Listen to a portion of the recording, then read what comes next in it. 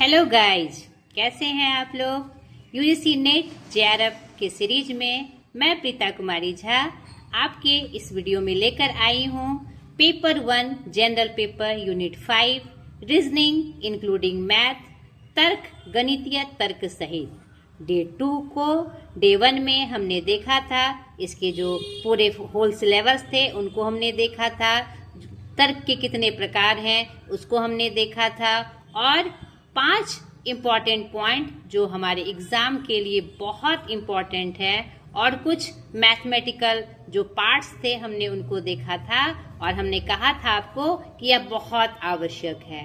तो आज के इस वीडियो में वो जो 5 पॉइंट्स हमने आपको बताए थे जो इस यूनिट का मेन सिलेबस है उसमें किस तरह के प्रश्न आएंगे और वह क्या होता है और उसकी प्रैक्टिस आप कैसे करेंगे, कैसे आप उस पर जीत हासिल करेंगे कि कोई भी प्रश्न आए तो आप उसको समझ सके। आज हम उसी पे चर्चा करने वाले हैं, तो लास्ट तक हमारी वीडियो में बने रहिए और इस वीडियो को दूर तक पहुंचाने के लिए, मुझे सपोर्ट करने के लिए इसे लाइक एंड शेयर भी जरूर करें ताकि अन्य आकांक्षियों तक भी ये मेरा वीडियो पहुंच सके। ये जो मेरी मेहनत है ये सफल हो सके, जितने लोगों तक ये पहुंचेगी मेरी मेहनत उतनी सफल होगी। ठीक है, तो चलिए स्टार्ट करते हैं इस 5 पॉइंट को अच्छे से समझने के लिए। पहला पॉइंट था हमारा संख्या श्रृंखला यानी कि नंबर सीरीज। अब ये नंबर सीरीज क्या है वो मैं आपको बताने जा रही हूँ। आप देखिए, पहले हम इसे समझ ले, इसके थ्योरी को समझ ले। नंबर सीरीज क्या है? इस प्रकार के परीक्षण में किसी निश्चित क्रम में कुछ अंकों की श्रृंखला दी जाती है। इस श्रृंखला के प्रारंभ, मध्य अथवा अंत में किसी एक का एकाधिक स्थानों को रिक्त छोड़ देते हैं। अभ्यर्थी को यह अध्ययन करना पड़ता है कि ये अंक किस क्रम विशेष में है तथा यदि ये इसी क्रम विशेष में बदलते रहे तो रिक्त स्थान पर कौन सा अंक आएगा। यानी कि इसमें कुछ नंबर्स दिए रहेंगे, उसके सीरीज को आपको पहचानना है। ठीक है, इसमें 4 विकल्प दिए होते हैं, आपको उसमें से सही विकल्प की पहचान करनी है। अब जैसे देखिए, निम्नलिखित अंक श्रृंखला में रिक्त स्थान पर किस अंक को रखा जा सकता है? सही विकल्प पर चिन्ह लगाइए। 1, 3, 7, 13, 21।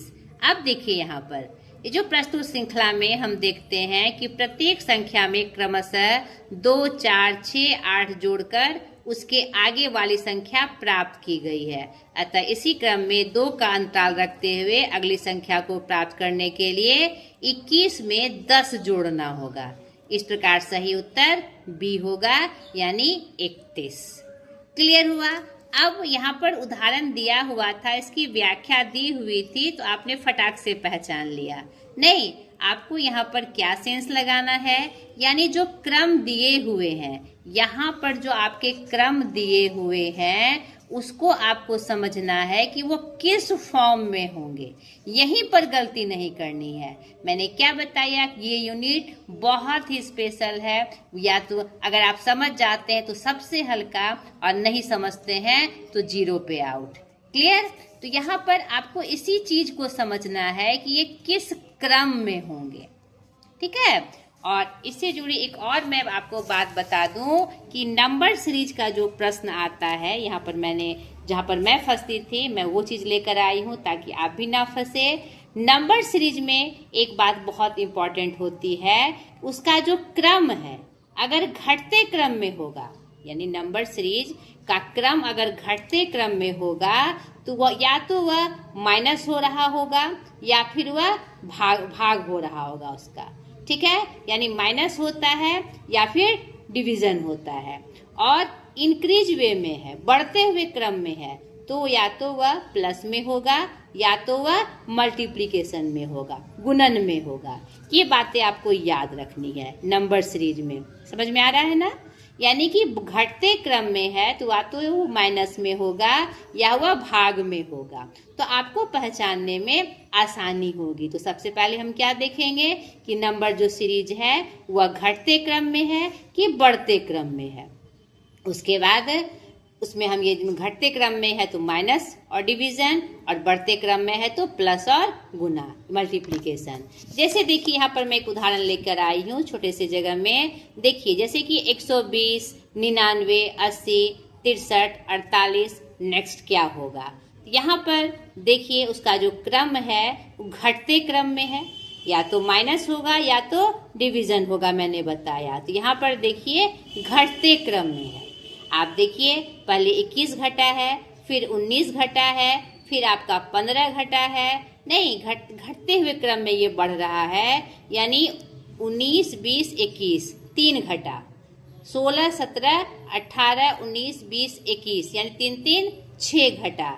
नहीं, उसके के बाद क्या घटेगा, उसी क्रम में घटाते चले जाएंगे तो हमारा कितना घटेगा, 13 घटेगा। नहीं तो हमारा आंसर कितना हो जाएगा, 35 हो जाएगा। यानी कि दूसरा क्रम कितना घटा है तो सेम उसी क्रम को हम घटाएंगे, यानी 3 घटा है तो यहाँ 15 है तो 15 में भी कितना घटाएंगे, हम 3 घटाएंगे।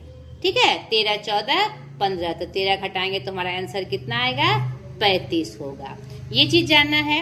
और दूसरा नंबर सीरीज जो है वह किस किस में हो सकता है, मल्टीप्लिकेशन सीरीज में हो सकता है, स्क्वायर रूट सीरीज में हो सकता है, क्यूब रूट सीरीज में हो सकता है, एडिशन सब्सट्रैक्शन सीरीज में हो सकता है, और प्राइम नंबर के रूप में भी हो सकता है। प्राइम नंबर क्या होता है, जो अपने और एक या अपने से जो डिवाइड होता है उसे हम क्या कहते हैं, प्राइम नंबर, प्रधान संख्या। नहीं, जो कि 100, 101 से लेकर 100 तक में 25 प्राइम नंबर होते हैं जो एक से और खुद से विभाजित होते हैं। नहीं, ये चीज भी आपको इसमें याद रखनी है। और इससे जो 5 पॉइंट मैं आपको बताऊंगी और मैथमेटिकल जो प्रश्न आएंगे उसका पूरा जो क्वेश्चन का सीरीज होगा मैं वो भी आपको लेकर आऊंगी। पहले समझ लीजिए कि इसे कैसे बनाते हैं और उसमें क्या ट्रिक यूज किया जाता है। क्लियर हुआ। दूसरा है इसका इम्पोर्टेंट पॉइंट, पत्र श्रृंखला यानी लेटर सीरीज। ठीक है, यानी वर्णमाला क्रम में पैटर्न की पहचान करना। अब देखिए इसमें से कैसे हम प्रश्न को सॉल्व करते हैं और कैसे हम इसे समझते हैं। इस प्रकार के प्रश्नों में कुछ अक्षर दिए जाते हैं जो किसी नियम के अनुसार एक श्रेणी बनाते हैं। श्रेणी में कोई अक्षर छूटा हुआ होता है, अभ्यर्थी को उसे ज्ञात करना होता है। श्रेणी में कभी कभी कोई अक्षर गलत दिया हुआ होता है, अभ्यर्थी को उसे छांटकर अलग करना होता है। ठीक है, इसे बनाने के लिए आपको सबसे पहले जो इंग्लिश का हमारा अल्फाबेट का लेटर है और हिंदी में जो वर्णमाला है उसको आपको क्रम से उसकी संख्या आपको याद रखनी होगी। यानी क्या, ए से लेकर जेड तक, ए से लेकर जेड तक कितने लेटर हैं इंग्लिश में, 26 लेटर हैं। ए को हमने 1 माना, बी को 2, सी को 3, ऐसे ही करते करते 26वां लेटर जेड पे हमारा जाएगा। और यही क्रम उल्टा भी आपको याद रखना है। यानी कि इसकी प्रैक्टिस अगर आप 4-5 दिन करेंगे तो ये आपके माइंड में सेट हो जाएगा। और नहीं भी याद होता है तो इस तरह का प्रश्न जब आपको आए तो फटाफट आप ए से जेड लिख लेंगे और उसको संख्या में वहां अंकित कर देंगे। ठीक है, थोड़ा सा टाइम लगेगा लेकिन आपका आंसर गलत नहीं बनेगा। आपको थोड़ा समय मिलेगा, आप इसमें गलत आंसर करके नहीं आएगा क्योंकि बहुत इजी होता है। थोड़ा सा तर्क देकर समझने की आवश्यकता पड़ती है। ये सबसे पहले आपको इसकी प्रैक्टिस करनी है। इसमें ए ई आई ओ यू स्वर है, ठीक है, यानी वॉवेल्स हैं, और बाकी सारे क्या हैं, कॉन्सोनेंट हैं। ठीक है, लेटर वाले में यानी जो ए से जेड तक है, ये चीज भी आपको याद रखना है। और हिंदी अक्षरों के स्वर एवं व्यंजन क्रमशः निम्नलिखित हैं, अ से लेकर अह तक, मैंने पहले भी चर्चा की, और क से लेकर ग्य तक। तो इसमें जो क्रम होता है अक्षरों के क्रम में या विपरीत क्रम में श्रृंखला निम्न प्रकार से बनाई जा सकती है। देखिए, पहला, प्रत्येक अक्षर के बीच में समान संख्या में अक्षर छोड़े जाएं। किस किस तरह से रूप बनता है ये। दूसरा, अक्षरों के बीच में छोड़े गए अक्षरों की संख्या में नियमानुसार वृद्धि होती रहे। अक्षरों के बीच में छोड़े गए अक्षरों की संख्या में निरंतर कमी होती रहे। चौथा, अक्षरों की दो श्रृंखलाओं को सम्मिलित कर लिया जाए, आदि आदि। जैसे उदाहरण से इसे समझिए। निम्नलिखित वर्ण श्रेणी में रिक्त स्थानों को भरने के लिए दिए गए विकल्पों में से उपयुक्त विकल्प का चुनाव कीजिए। देखिए आप A B, D E F, H I J K, अब बीच का जगह दे दिया है, आगे का पूछा है। तो देखिए ए बी सी छोड़ दिया है, डी एफ किया है, नहीं।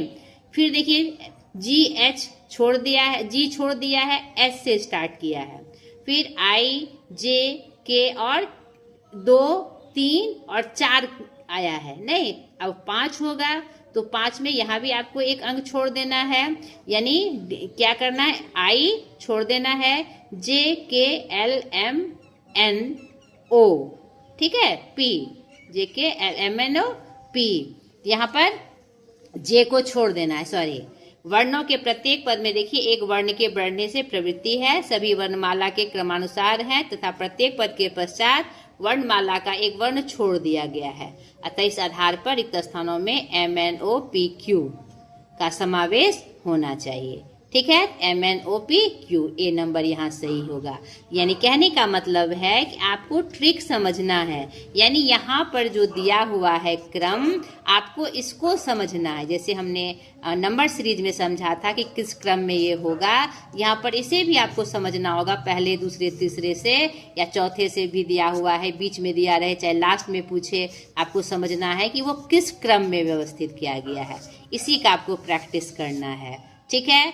आप लोग YouTube पे बहुत सारे ऐसे मिल जाएंगे, अलग अलग लेटर सीरीज का, ठीक है, नंबर सीरीज का आपको अलग अलग प्रैक्टिस करना है और अपनी पकड़ मजबूत बनानी है, ठीक है। यहाँ पर मैं हिंट खाली कर रही हूँ कि किस तरह से प्रश्न आएंगे। दूसरा उदाहरण भी देखिए आप किस तरह से है और कैसे इसको बनाया गया है। उदाहरण 3 में भी देख लीजिए और उसकी व्याख्या भी आप देखिए कि किस तरह से यह बनाया गया है। नहीं, यहाँ पर हम देखते हैं, ठीक है, क्लियर हो गया।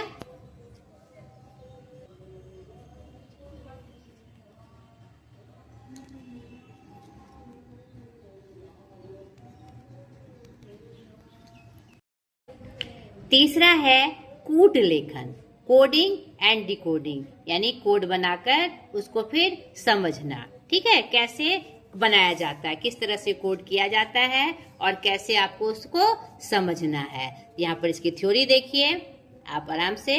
किसी तथ्य को वास्तविक भाषा में ना लिखकर संकेतात्मक भाषा में लिखना कोडिंग कहा जाता है तथा संकेत को पढ़कर वास्तविक तथ्य ज्ञात करना डिकोडिंग कहलाता है।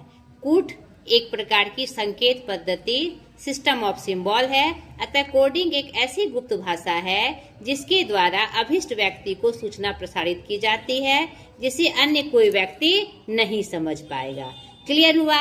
इन तरह के प्रश्नों में देखिए आपको कुछ ट्रिक्स दिए जाएंगे, इसमें भी यहाँ पर भी आपको यही ट्रिक समझना है कि क्या कह रहा है, उस भाषा को समझना है कि वह क्या कोड बना रहा है। आपको डिकोड करके समझना है कि उसने कौन सा कोड दिया है। इसमें मैं आपको महत्वपूर्ण ट्रिक बता दूं कि इसमें जो नंबर सीरीज और लेटर सीरीज हैं उसी क्रम में से व्यवस्थित किया जाएगा और यहाँ पर पहला सीरीज दूसरे सीरीज में वो समझ में आएगा। आपको सिर्फ आपको समझना है कि वह किस स्टाइल में दिया हुआ है। क्लियर। जैसे यहाँ पर देखिए सम आर ब्रेव्स, 1 + 2 + 3 का आशा है सम आर ब्रेव्स। बी में फिर दिया हुआ है सम आर क्वार्ट्स और तीसरा दिया हुआ है सम क्वार्ट्स हैव कम, ठीक है। यहाँ पर आर का क्या आशय है, यहाँ पर देखिए उसकी व्याख्या की गई है। कथन बी तथा सी की तुलना करने से स्पष्ट है कि सम का आशय 3 है तथा कथन ए बी की तुलना करने से स्पष्ट है कि ब्रेव का आशय 1 है। अतः कथन ए बी सी बचे 2 का आशय आर ही होगा। अतः सही उत्तर बी है। यहाँ पर आंसर बी 2 दिया हुआ है। दूसरा उदाहरण देखिए, किसी सांकेतिक भाषा में मोहन को नहोम लिखा जाता है तो करीमा को क्या लिखा जाएगा। यहाँ पर अक्षरों को उलटकर लिख दिया गया है। अतः करीमा को उलटकर अमेरिक लिखा जाएगा और तथा उत्तर क्या होगा ए होगा। क्लियर हुआ?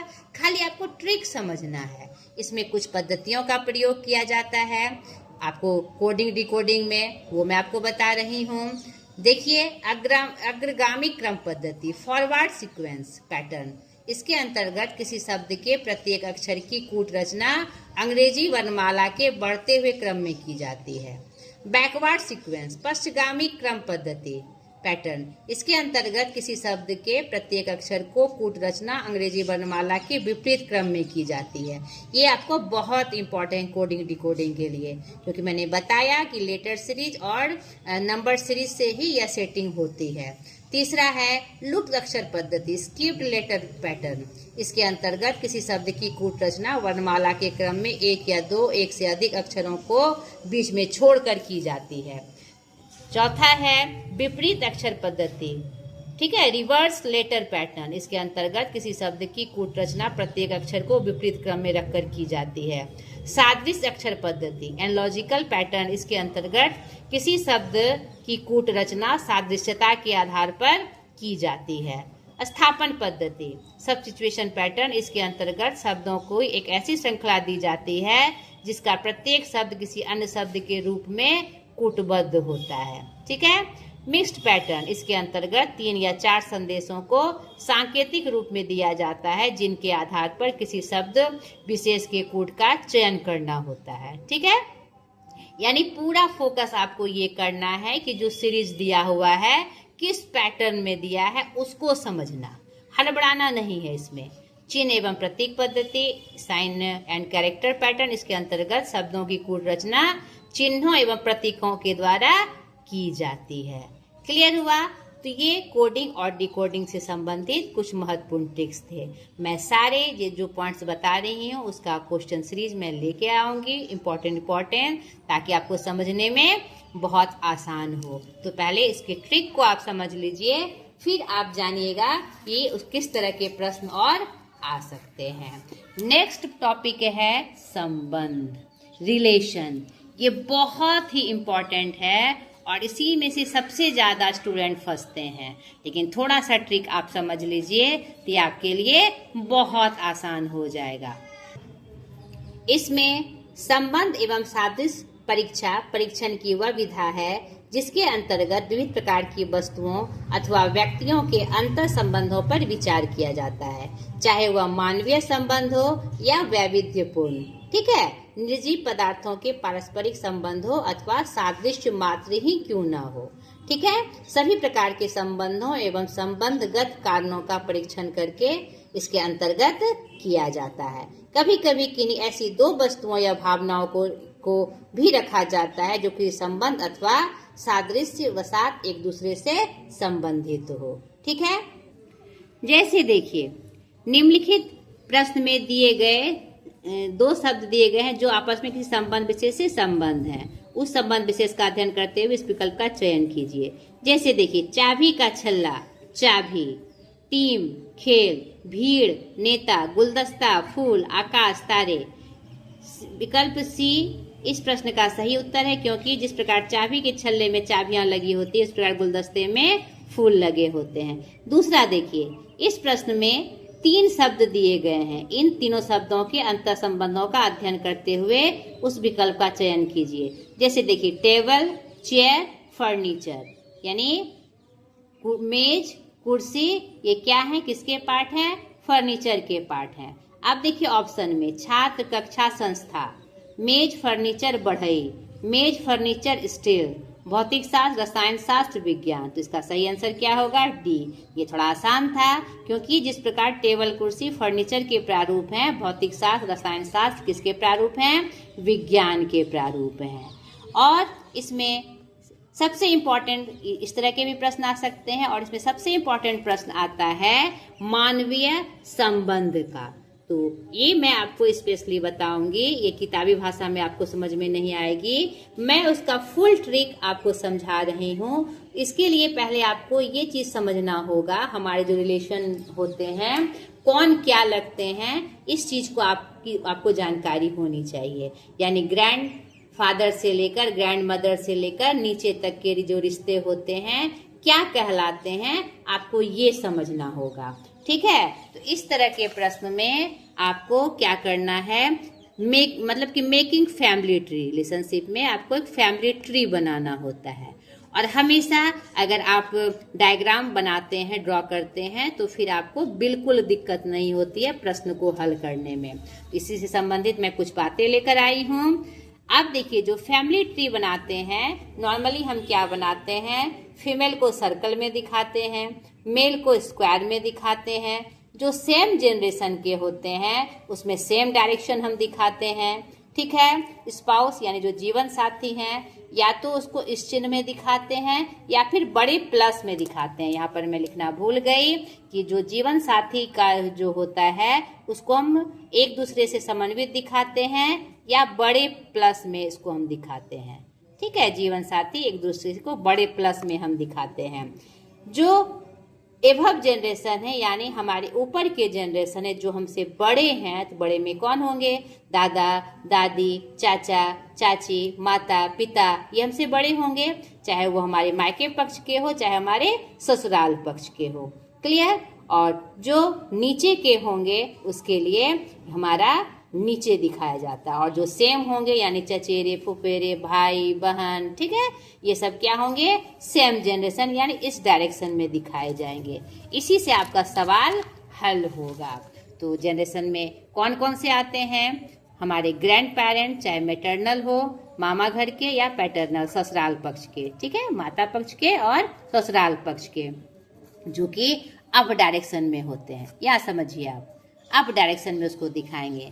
जो हमारे और कौन कौन होते हैं, पेरेंट्स, इन लॉ, सास ससुर, अंकल आंटी, इन दोनों को हम कैसे दिखाएंगे, अप डायरेक्शन में। और सेम लेवल के डायरेक्शन में कौन आएगा, हम आएंगे, ब्रदर्स आएंगे, सिस्टर्स आएंगे, जीवन साथी, सिस्टर इन लॉ, साला साली, ठीक है, क्या कहते हैं, देवर, जो हमारे होते हैं साला, और हमारे कजन, चचेरे ममेरे फुफेरे सब भाई, ठीक है। और नीचे के डायरेक्शन में कौन आएंगे, वह हमारे आएंगे हमारे बच्चे, हमारे भतीजे भतीजी, हमारे बहन के बच्चे, ठीक है, वो सब आएंगे। और यहाँ पर सवाल बनाने के लिए एक और ट्रिक मैं आपको बता दूं कि अगर लड़का स्वरूप में वो है, चाहे कोई भी रिलेशन हो, उसे हम प्लस से डिनोट करेंगे, छोटे प्लस से, और लड़की हो तो माइनस से डिनोट करेंगे, ताकि हमारा जो सवाल है बनने में आसान हो। जैसे देखिए, मैं अलग अलग टाइप से अलग अलग प्रश्न लेकर आई हूँ, आप समझने की कोशिश करिएगा।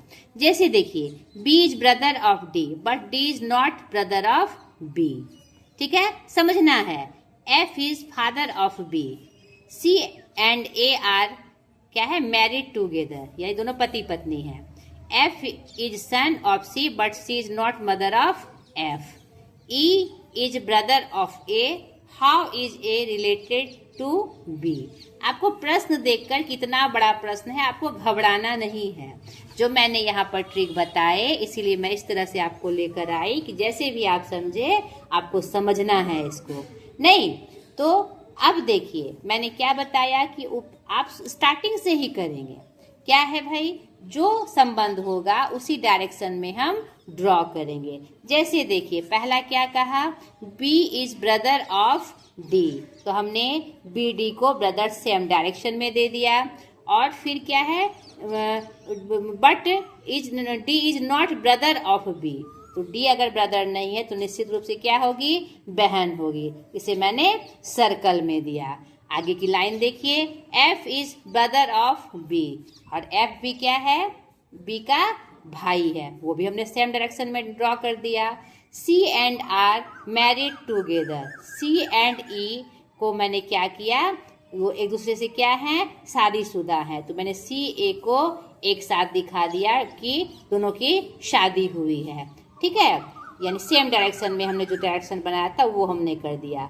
F is son of C, F क्या है, सी का सन है, यानी सी और ये जो पति पत्नी है उसका बेटा कौन है, एफ है। क्लियर, देखिए यहाँ पर समझिए, C but is not mother of F, लेकिन सी क्या है, एफ का मदर नहीं है, ठीक है, क्लियर हुआ। और ई इज ब्रदर ऑफ ए, ई क्या है, ब्रदर है ई का, ठीक है, ई किसका ब्रदर है, ई का। क्लियर हुआ? मतलब ए का ब्रदर हुआ, तो यहाँ पर ब्रदर को हमने सेम डायरेक्शन में दे दिया। और ये माँ है, ये पापा है, उसका बेटा कौन है? एफ है। तो how is E related to B? B का ई से क्या रिलेशन है? यानी यहाँ पर ई का ए से, ई का क्या रिलेशन है बी से? यानी जो फिर से इसका भाई यहाँ पर हमने बनाया, ए का जो भाई था उसका ई से क्या रिलेशन होगा? नहीं, बी से क्या रिलेशन होगा? इसका और इसका क्या रिलेशन होगा? तो दोनों का क्या होगा? मैटरनल अंकल होंगे, यानी बी क्या होंगे? उसके मामा होंगे। ठीक है, समझना है इसको ट्रिक के माध्यम से। अब दूसरा प्रश्न आप देखिए, बी क्यू का पिता है, बी के केवल 2 बच्चे हैं, क्यू आर का भाई है, आर बेटी है पी की, ए पी की नवासी है। अगर एस ए का पिता है तो एस का क्यू से क्या रिश्ता है? तो पहला क्या है? बी क्यू का पिता है, तो पिता ऊपर, बेटा नीचे। और फिर बी के केवल 2 बच्चे हैं, बी के कितने बच्चे हैं?